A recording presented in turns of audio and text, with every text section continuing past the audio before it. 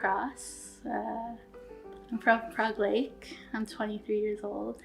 Tanesha, Tanesha, Natsika-san, Ratt, Omania, Nawihuin. My name is Tanesha Ratt. I'm 21. I'm originally from Laurent, Saskatchewan, but I moved to Lloydminster just before my 16th birthday. Well, we met in high school. I was in my grade 12, my last year, and Nish was in grade 11. Yeah. And I don't think I was as close to Tanesha I wasn't as close to you until the girls moved into your apartment. Yeah, I don't think we've had that like really tight-knit connection, I guess, until the girls moved in with me. And I think like what also brought us closer together was actually living together, like when we moved out to Vancouver. Yeah, that was a really big one. It was crazy. Just one day we decided to get up and just go and explore.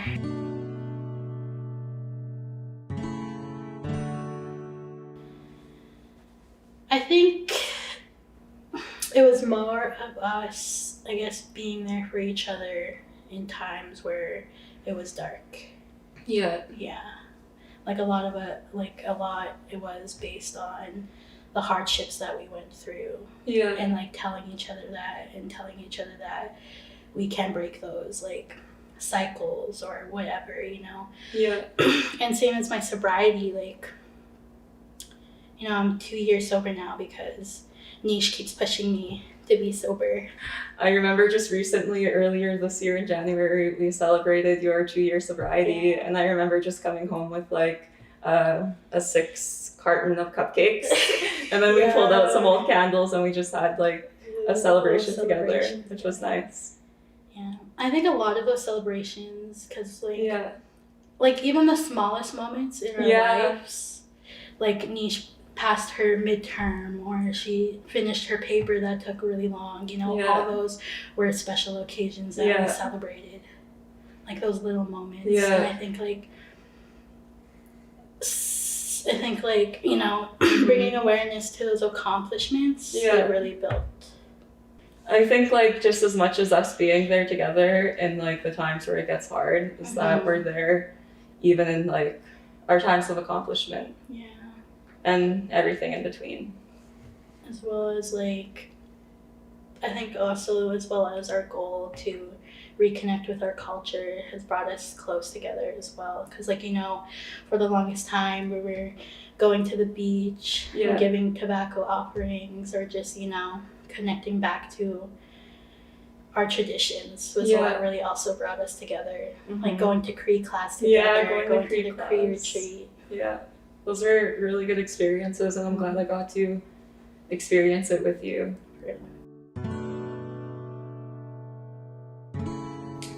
Well, I think, you know, with Lloyd, it comes with its hardships, and, you know, like any community does, it's everywhere you go, there's hardships, but, you know, like a lot of the connections I made here are really genuine.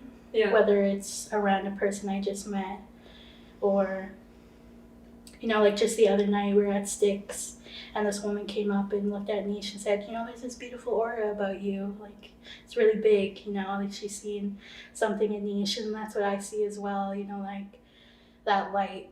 And then she turned to me and is like, you're a little scared. But then she, you know, after that, she had a really strong message about, you know, being yourself and not caring what other people think. You know, that's what's cool about Lloyd is if you take the time to actually talk to someone and be present, you can find those good connections. Yeah. And that's what I did with Nish, you know, taking the time to get to know her, taking the time to get to know your family.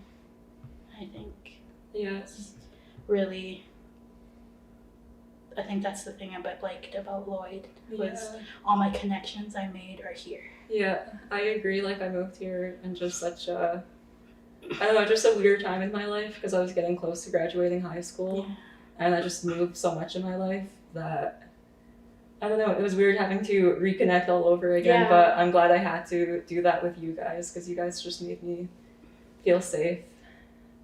and open. And I don't know, I'm just grateful for all the experiences I get in Lloyd. And like even the people I've met as well, I think I've learned a lot from them, and they've really shaped me into who I am today. Another thing about Lloyd is that in my last year of high school, I transferred schools to Avery, and that really helped me in my last year because that's when I was moving out on my own, and they helped me with that transition a lot because they had like a program for students who were living independently, and they just offered a lot of support with that. And not only that, but like going to work and just balancing that work school life, and they just really helped me in my last year where I was able to graduate. Like not only me, but my brother Kurt, which was really awesome. It was really amazing to attend my last year of high school with my brother and to complete it with him because we both got to graduate together. And I'm just so proud of us and like the support system we had. It was big. Yeah, it was big. And like just moving to Lloyd just expanded that community. And I'm grateful to have that community with me here today. Yeah.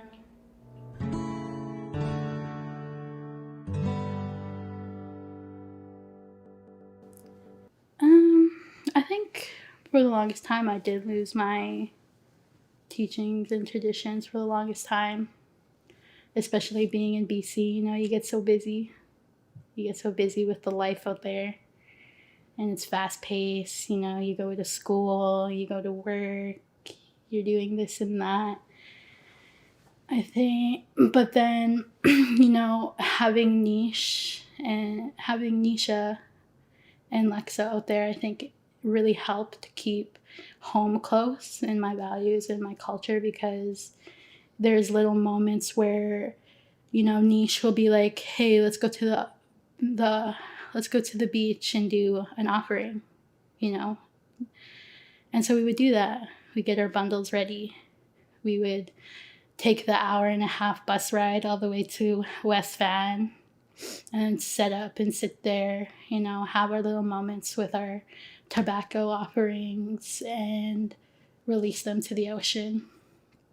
I think, you know, just incorporating time for your traditions and your even anything, like your values, your teachings, you know, incorporate them into your everyday so it becomes repetitive and not just doing it when you're at a ceremony, or, you know, not just doing it because it's needed at that moment.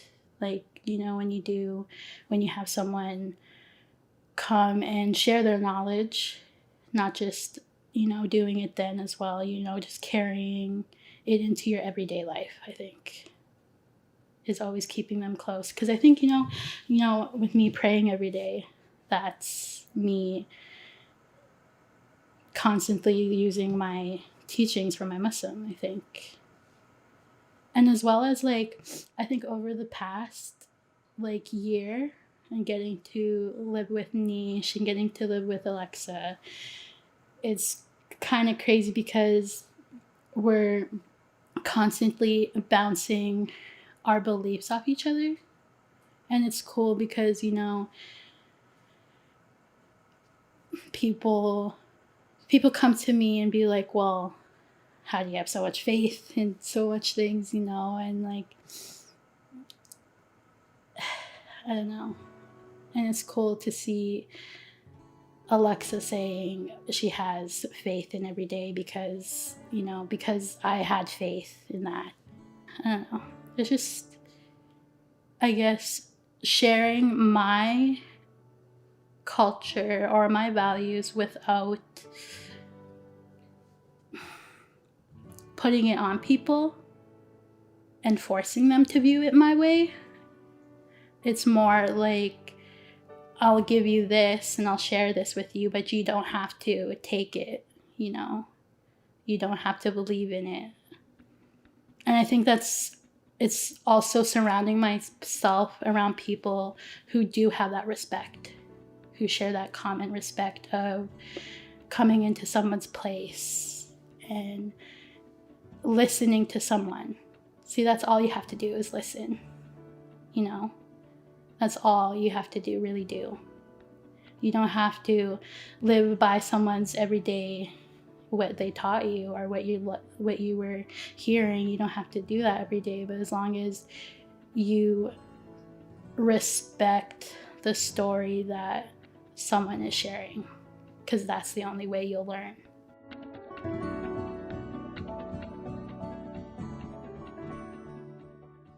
I guess the people surrounding me, you know, my family, especially, especially the field I'm in is mental health. You know, I want to help people push past, I guess. I just want people to have someone to go to, especially Indigenous people or the younger youth, because, you know, we do need it. And it's hard to get those services. You know, I've tried. I went to school. It was hard to get help with the counseling there. I went to my own reserve, and it was hard to get help there for counseling as well. And then, you know, I've tried with people who were non-Indigenous as well. And, you know, there's like so many loopholes that you have to get through just to get help, for someone to listen to you. You either have to pay, or you have to wait for things to get approved, or you have to wait 2 months because that person's booked or they're going on vacation. You know, like, it's wild that not many have that access to the services that people do need. And then you have people either hurting themselves or feeling hopeless because we don't have these services.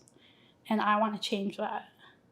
I want anyone to come to me with any of their problems. And I want to be able to give them the right tools to live comfortably with anything that they're dealing with. And I think, you know, the main reason I got into psychology at first was from my brother. He's not my brother, but I take him as my brother. And he was struggling with a lot of addiction. And, you know, his main family at the time found that hard, that his addiction's hard, so they strayed away from him. So when they strayed away from him, it was our responsibility at the time to be there for him. And I thought, well, if I take this field, I'll understand addiction more.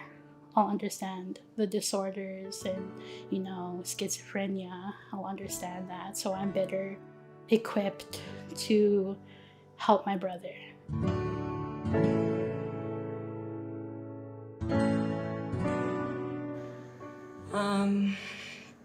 Currently, I'm a student at the University of British Columbia, and I go to school in Vancouver, and that's where I currently reside. And I also work on the Vancouver campus as a communications and engagement assistant at the Indian Residential School Dialogue and History Center. What led me to UBC was a lot of the support I had, and my friends and I were looking at schools in Vancouver, and I ended up applying to UBC and getting accepted. And even just finishing high school itself was a big goal for me because my parents and my brothers didn't really get to finish high school or go into university, so I made that a big goal of mine, to be able to go, because I wanted to show like the younger generation of mine, especially the nieces and nephews I have, I wanted to show them that they're able to do the same thing in their future. And I don't think it would have been possible without, like, again, the support I had, just because it was something that was needed. My experience at UBC has been a lot of ups and downs, I guess, because I guess like at the beginning, through when I first moved from Saskatchewan to like moving from Lloyd to BC was definitely a big challenge. And I guess I just kind of felt like I lived a double life because I had this life in Saskatchewan and then I also had this life in BC that I was starting, and it was a big change for me and my friends as well.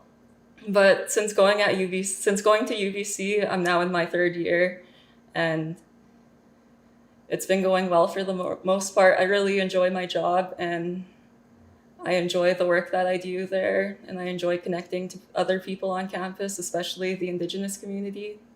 And yeah, it's just been really important to me to connect with other people and hear their story, and as well as share mine. I think it connects back to uh, my family because it's something that I want to be able to take home to them and my community as well. And like, I guess like as hard as it has been, because like there's been many times where I guess I just kind of felt like giving up and going back home because it feels easier, I guess. But something like my family has always told me was to just keep going.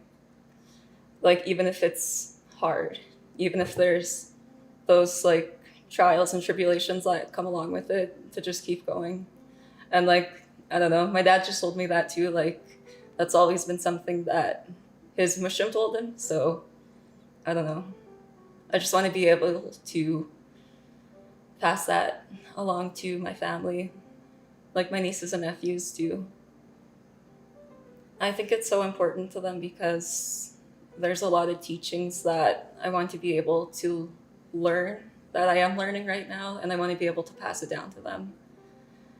Like even along with like my degree, because what I'm studying right now is First Nations and Indigenous Studies, and there's just a lot that I'm learning, and a lot that like that I'm able to connect back to my own family and my own lived experience. And I don't know, there's just a lot, and I want to be able to pass down the teachings to my nieces and nephews that they can live a good life.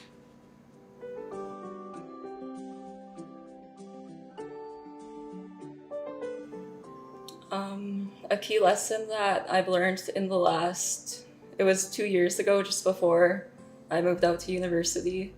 It was actually Alexa's mom that told me this, and she's told me to tell my story from a place of healing rather than a place from hurt. And I guess that's something that I've just always brought with me since then, and I'm grateful for that.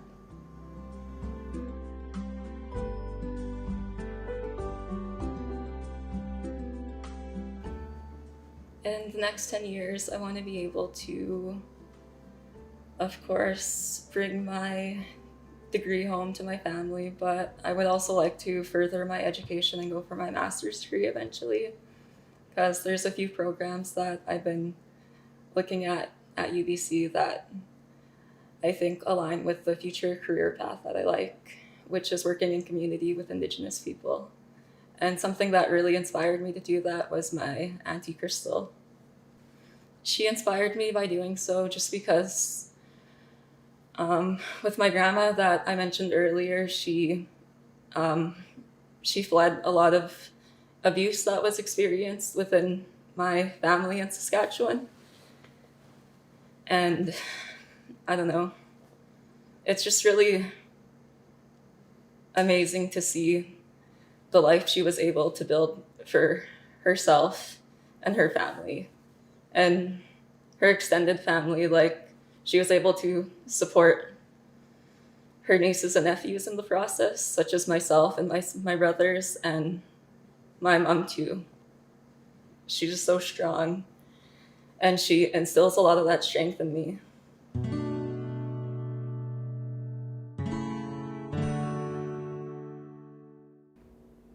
I guess for me is that like that's what I heard in like my last year of high school, is that like I remember sitting down with one of my counselors, Rhonda, that's someone who really helped me in my last year, and she said, I don't know, she just told me that I'm a trailblazer in my family. And it took me like some time to understand what that really meant. I don't know, I think for the longest time, I never seen myself that way. But I think this past year is just like a lot of just, I don't know. He really helped me a lot through school. It was really hard, I burned myself out. But she kept telling me to go. And, you know, even though I'm taking my break right now, Niche has plans to do her master's, and you know, she wants me to do my master's with her. And, you know, she sees a big future for me that I don't really see for myself yet. But just knowing that she sees me doing my master's with her in 10 years is, I don't know, just brings light. I agree, because I remember this conversation we had earlier this year when we were finishing our spring semester. I think you were telling me about like just your career path with psychology and how like one day you're like thinking of going for your PhD one day, and that just made me so proud of you. But I also think students need to take time to process things, because you have so many years to keep, you know, going. It's okay to take that break once in a while, I think. It's needed. Sometimes it's needed to keep going. Especially when you're gonna burn yourself out. You know, you can trailblaze and you can hit every accomplish you want.